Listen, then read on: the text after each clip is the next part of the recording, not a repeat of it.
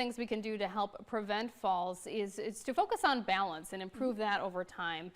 We know how important balance is, and Jen Wunderlich with the Vine is in to talk about what you guys do, which is a balance assessment. So tell us what that is. So balance assessments are pretty basic. They go through a leg strength test, a balance test where it's 4-stage balances, and then we do what we call a tug test, where it's a timed up and go, where you walk around a cone to see how quickly you can do the movement, and that, if you do it in a certain amount of time, shows how well your balance is or what your chance of falling is going to be.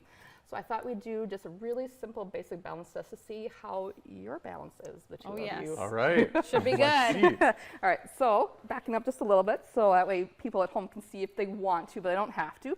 So balance test for one, we're going to start with is actually bringing your feet all the way together. And we're just going to stand here. Ideally, we do this for 30 seconds. I know we don't have that much time today, so we're just going to hang out here for a little bit. Congratulations, you've passed so far. All right. All right. So how do you know that you don't pass this if you're kind of Wobbly, wavering? wibbly, and if you need to move your feet to get yourself Okay. balanced again. Sure. Okay. Next one to do, to challenge yourself now a little bit, is if you take your foot slightly in front of the other one, where your heel kind of goes where your arch of your foot is. Yep, Okay. right in there, and you get your feet as close as you can.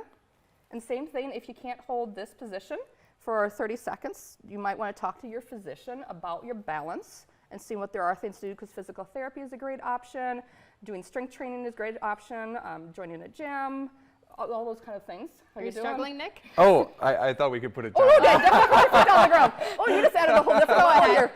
So pass. you pass. All right, so the next thing we can do is actually going to bring your foot all the way in front, heel to toe, like you're walking, like a railroad track, I call it. Okay. And then again, same thing. Oh, I am a little wavery on this one. Yep, you can move a little bit, but trying to keep your feet in that same position. You know, hands out if you need to. And seeing how you go. Yep, makes it a little bit easier, Okay. doesn't it? Okay. Yep. Hands down is a little bit more challenging. All So right. what ages are you seeing people do these balance assessments? We start screening if anybody's interested at any age. Okay. Predominantly, most people are 60 and over that come to our facility, but you can screen as soon as you're starting to notice things or having risks that you're like, oh, little things here and there. Falling is not a normal part of growing older, and that's something that we want to try to get over. So definitely working on these balance things can show some of those things. So falling isn't a part. Correct. And like losing balance is not a part of getting older. That is Correct. fascinating. It is a myth that is out there. It usually happens because as we age, we tend to start losing muscle mass and not doing some of the same things. So really trying to think about what you're doing intentionally and how you can do other things to prevent that. Yeah, and you know, getting better at doing those day-to-day activities with Exactly. intention. Yes. What are some things that you can do at home just to practice balance? So practicing balance would be tippy toes. So like when you're reaching something, coming up on your tippy toes or holding on the countertop, you know, and doing those lifts. Okay. That's a great one. If you're feeling like that's a little bit easy for some people, is maybe trying one foot and then coming up and down. Maybe not in your heels, Yeah. Kelsey.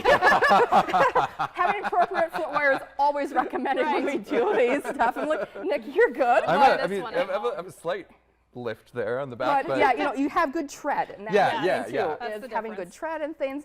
But those are really good things to do. And then another activity that I really encourage people to do is what we call is a sit to stand. So if you have a chair, sure. like from your dining table, just sitting in that chair and then standing up and sitting down repetitively. If you can do it without holding onto your armrest, that's perfect because that works on leg strength. And that's one of the things that is used in everyday life because we're getting up and out of the chair, moving around, getting out of the car, anything like that. That's really important to do. So those would be some easy tips to do. And we do have to really quick mention the expo coming up. Yes. Let's talk about that. Yeah, our expo tomorrow from 1 to 4 down at the Civic Center, the Love Your Age Expo. And we will actually be doing balance assessments free to anyone that is there. Also, there is blood pressure checks and then vaccinations if you're interested. You're trying to cover the whole gamut of health prevention, as along with 90+ vendors that are going to be at the booth with us. All right. Really a lot of great Cool. resources. Thank you so much for Yes, being here thank today. you. And we'll have more when we come back on Cato Living.